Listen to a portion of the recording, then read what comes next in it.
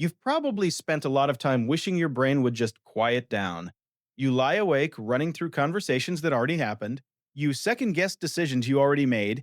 You imagine how something might go wrong before it's even started. And somewhere along the way, you started wondering if something was wrong with you. But here's what I want you to consider: what if nothing is broken? What if the way your mind works isn't a flaw? It's just a particular kind of wiring that nobody ever handed you a manual for. People who overthink aren't weak minded or neurotic by nature. In many cases, they're simply people with a high degree of cognitive and emotional sensitivity. Minds that pick up on more, process more, and therefore carry more. That's not damage, that's just a different way of being. One thing researchers in cognitive psychology have observed is that human brains are fundamentally predictive. We're constantly running forward simulations, trying to anticipate what comes next so we can prepare. For most people, this happens quietly in the background. For overthinkers, it happens loudly, in the foreground, and on repeat. Your mind isn't doing something strange when it rehearses a difficult conversation or imagines worst case outcomes. It's doing exactly what brains are built to do.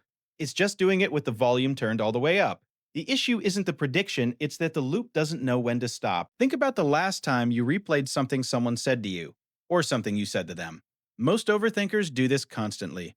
You re-rate a dinner conversation from Tuesday. You reread a text 3 times trying to figure out what the tone was. You go over something you said in a meeting and wonder how it landed. There's actually something meaningful underneath that habit. Replaying interactions is often tied to a genuine sensitivity to how other people feel and how you're perceived.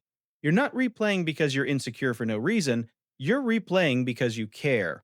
The problem is that caring deeply, without a way to resolve the uncertainty, turns into rumination. Some people move through experiences and move on. You move through experiences and then keep moving through them, mentally, emotionally, sometimes for days. A single conversation can leave you with 5 different interpretations. A single decision can come with a full internal committee weighing in. This layered processing isn't a malfunction. It tends to show up in people who are naturally introspective and emotionally attuned. The same quality that makes you perceptive and thoughtful is the same quality that makes it hard to just let things go. Here's a reframe that might be useful. Overthinking isn't really about thinking too much. It's often imagination that hasn't been given a constructive outlet. The mental energy is real, the capacity is real. It's just circling instead of moving forward. When there's no clear problem to solve, no creative project to channel into, no meaningful decision to work through, that same active mind starts generating its own material, and it often defaults to worry because the brain tends to treat uncertainty as a threat worth preparing for. A lot of overthinkers hold themselves to a very high standard, sometimes without even realizing it. You want to say the right thing, make the right call, be perceived accurately, do things well. And that's not vanity. It usually comes from a genuine desire to do right by people and by yourself. But high internal standards have a cost. When you care a lot about outcomes, your brain treats every decision as significant, even ones that probably aren't. That's part of why small things can spiral. It's not that you don't know the thing is small, it's that your mind hasn't learned to scale its response to the actual stakes. When you start to map it out, the sensitivity, the anticipation, the emotional attunement, the high standards, the overthinking stops looking random. It starts looking like a pattern with a clear internal logic. Each piece connects to another, and that matters because you can't begin to work with something you haven't understood yet.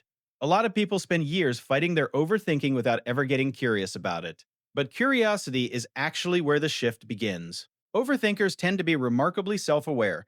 You notice your own reactions, you catch yourself mid thought and question the thought. You can usually see multiple sides of a situation, including the side where you might be wrong. That's genuinely valuable, but self awareness without self compassion can become its own trap. You become a very perceptive observer of your own flaws, your own hesitations, your own contradictions, and you can be relentless about it. The same clarity that helps you understand yourself also gives you very few places to hide from yourself. This is one of the harder truths.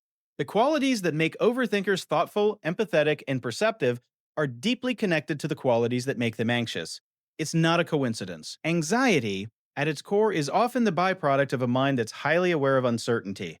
And uncertainty is everywhere once you start paying close attention. You don't get the depth without some of the weight. That doesn't mean the weight is permanent or unmanageable, but it does mean the goal probably isn't to become a different kind of person. It's to learn how to work with the one you already are. Here's something worth sitting with. Most of us are never taught how to manage our own thinking. We're taught subjects, skills, facts, but almost nobody teaches you how to interrupt a spiral, how to tolerate uncertainty without catastrophizing, or how to redirect mental energy when it starts working against you. So it's not that you failed at thinking, it's that you were handed a powerful, complex instrument and never given any instructions. The answer to overthinking has never been to become someone who thinks less. Suppressing thought doesn't work, and honestly, it would cost you too much of what makes you effective, creative, and emotionally intelligent. The goal is direction, giving your mind something real and worthwhile to move toward instead of leaving it to loop in the absence of one. That's a learnable skill, and it starts with understanding that your mind isn't the enemy. If there's one thing I hope you take from this, let it be this: your overthinking mind isn't at war with you. It's trying to protect you, it's trying to prepare you. It's asking, sometimes loudly, sometimes exhaustingly, for something real to work on, something meaningful, something that matches its depth. The spirals, the replays, the what ifs, they're not signs of a broken mind, they're signs of a mind that's still searching. And a mind that's still searching is a mind that hasn't given up. You were never too much. You were just never given the right direction. And that is something that can change. If this video puts something into words that you've been carrying quietly for a long time, I'm really glad you found it. I put a lot of effort into researching psychology and human behavior, and I handle all the research, script writing, and editing for this channel myself. So if you'd like to support the channel and see more videos like this, I'd truly appreciate a like and subscription.